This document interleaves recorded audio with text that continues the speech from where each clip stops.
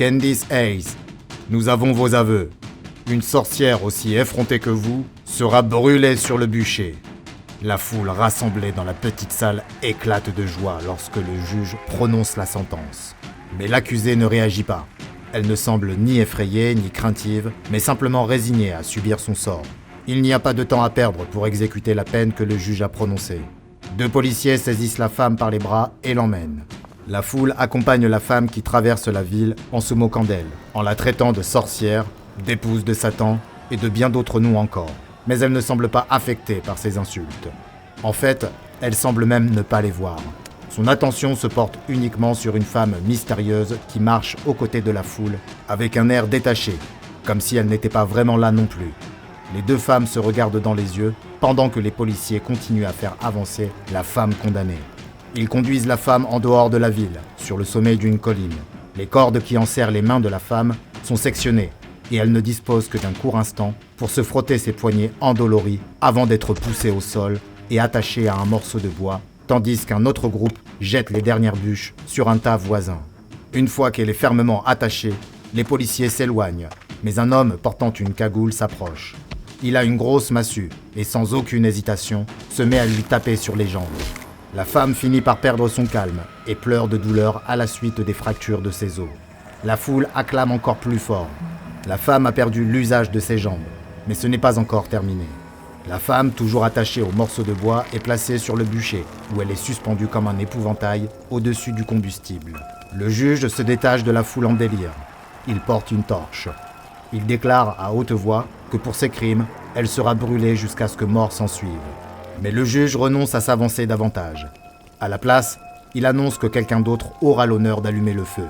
Un autre homme sort de la foule et prend le flambeau du juge. Il s'avance vers le bûcher et regarde la femme. Elle est complètement épuisée suite à son passage à tabac, mais elle lève la tête. Toutefois, elle ne regarde pas l'homme qui porte la torche. Elle regarde derrière lui et fixe du regard la mystérieuse femme qui marchait aux côtés de la foule.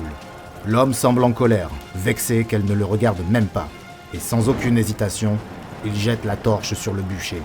Le bois prend feu instantanément, l'amadou s'enflamme et le bois se transforme en un gigantesque feu. La foule pousse des cris de joie, d'autant plus fort qu'elle entend la femme crier. L'homme regarde la femme disparaître derrière les flammes et la fumée, et ses pleurs finissent eux aussi par être recouverts par le crépitement du feu. Il ne bouge pas, tant que le feu n'est pas presque éteint. La plus grande partie de la foule est partie à ce moment-là. Tous sont rentrés chez eux, satisfaits du rôle qu'ils ont joué dans l'accomplissement de l'œuvre du Seigneur. Lorsque les policiers sortent un buste carbonisé du bûcher et le jettent sans ménagement sur un flanc escarpé de la colline, l'homme se retourne enfin pour s'éloigner, la larme aux yeux. Le juge s'approche et place une main sur l'épaule de l'homme. « Voilà, voilà, » dit le juge, qui tente de réconforter l'homme. « Tu trouveras une nouvelle femme bien assez tôt. » Des centaines de personnes ont été accusées de sorcellerie dans les colonies américaines. Et s'il est probable que beaucoup aient été accusés à tort, il y a des raisons de croire que certaines étaient sous l'influence de ce que nous considérons aujourd'hui comme des anomalies, ou l'étaient elles-mêmes. Et un exemple nous est donné par le SCP-3998, également appelé la sorcière en osier vie. Le SCP-3998 est un cadavre humain datant de la fin du XVIIe siècle, recouvert de brûlures au 4e degré et dépourvu de jambes. Il y a également des traces de traumatisme importants, causés par un objet contondant, mais on ignore si les coups ou les brûlures sont la véritable cause du décès. Les restes ont été recueillis et fixés sur un épouvantail en osier avec des clous et du fil de fer. Si un épouvantail confectionné à partir d'un cadavre est plutôt peu commun, ce sont les autres particularités anormales du SCP-3998 qui ont retenu l'attention de la Fondation SCP. Ces os sécrètent en permanence un liquide inflammable, composé principalement d'éthanol et de graisse humaine. Et toutes les nuits, entre 23h et 4h du matin, le cadavre s'enflamme. Cet incendie ne cause cependant aucun préjudice au cadavre, et on ignore comment le liquide inflammable est produit et comment il s'enflamme. Le SCP-3998 ne se contente cependant pas de garder ses flammes pour lui seul. Il semble que le SCP vise ceux qui ont soit tué, soit abusé sexuellement de leur partenaire. Ils s'enflamment dès que de grandes quantités d'éthanol bouillant se retrouvent dans leur estomac. Leur ventre finit par fondre, puis par exploser, ce qui entraîne la destruction de la moitié inférieure de leur corps. Le feu est incroyablement chaud et exceptionnellement vif, et il est impossible de l'éteindre tant que le SCP-3998 est en feu. Plusieurs documents historiques en rapport avec cette affaire ont été découverts et mis à la disposition des chercheurs de la Fondation qui ont fait la lumière sur le SCP-3998, notamment des extraits d'un journal intime du XVIIe siècle appartenant à une femme qui vivait près de l'endroit où le cadavre a été découvert. La femme y décrit sa participation au mariage de ses voisins, Hayden et Candice Hayes, et précise que Candice ne semblait pas particulièrement enthousiaste. Candice est décrite comme une personne préférant rester seule et qui se démarque de l'idée que l'on se faisait à l'époque d'une bonne épouse.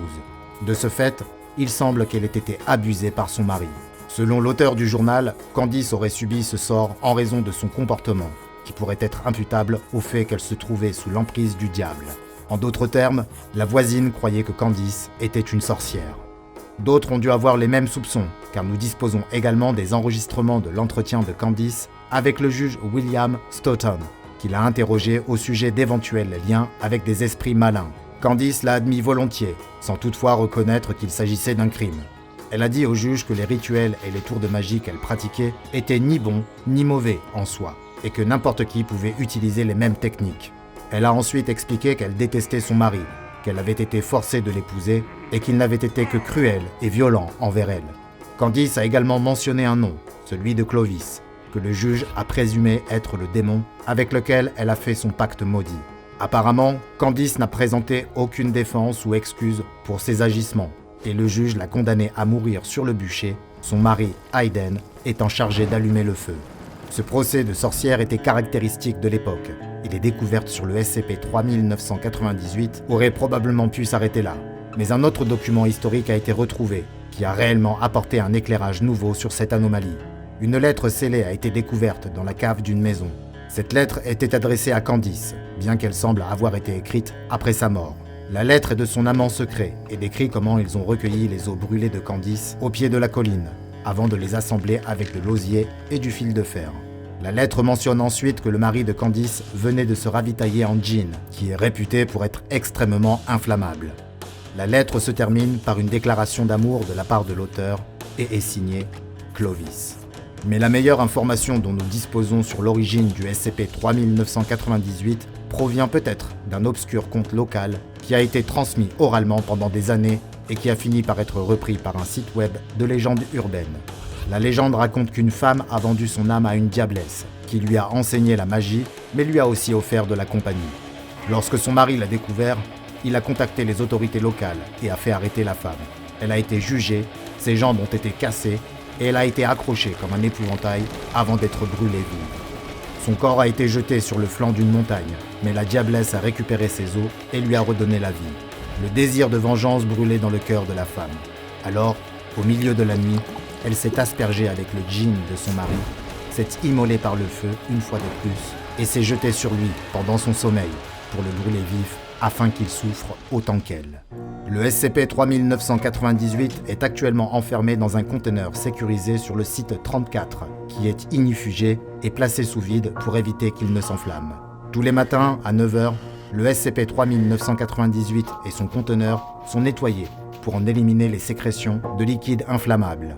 Des membres du personnel de classe D, ayant été condamnés pour des délits de violence conjugale, doivent toujours être présents sur le site afin de s'assurer qu'ils sont bien les cibles du SCP-3998 qui, lorsqu'ils ne s'enflamment pas, ne leur occasionnent qu'une légère gêne au niveau de la tête et de la poitrine et non une combustion spontanée. En raison des conditions de confinement relativement simples, le SCP-3998 a été classé comme sûr. Cependant, des événements récents ont amené la Fondation à repenser cette classification. Bien que le SCP-3998 ait été confiné de manière sûre, le nombre d'homicides liés à des incendies criminels dans l'État du Massachusetts a en fait augmenté à la suite du confinement. Beaucoup des victimes présentant les mêmes lésions corporelles que celles qui sont normalement observées chez une victime du SCP-3998. Et s'il est possible que ces incendies soient le fait d'un tueur en série non encore arrêté, qui utilise des méthodes similaires pour tuer ses victimes, un récent examen du corps du SCP-3998 a révélé des détails plus troublants. Le corps du SCP-3998 ne correspond pas à celui de Candice Hayes et semble être en fait celui d'un homme âgé d'une trentaine d'années au moment de sa mort. Suite à ces nouvelles révélations, La reclassification du SCP-3998 en Euclide est en cours. On ne sait pas si le SCP-3998 est la dépouille du mari de Candice, Hayden, condamné à endurer éternellement ce châtiment, consistant à brûler toutes les nuits, ou s'il s'agit d'autres malheureuses victimes étant décédées d'une mort violente et douloureuse, comme ce fut le cas pour Candice et Clovis. Mais comme les décès imputables au SCP-3998 ne donnent pas l'impression de cesser malgré le confinement, on ne peut que penser que la sorcière en osier est toujours en vie. À présent, découvrez une autre rubrique des dossiers du Dr Bob et n'oubliez pas de vous abonner puisque nous explorons toujours davantage les archives classifiées de la Fondation SCP.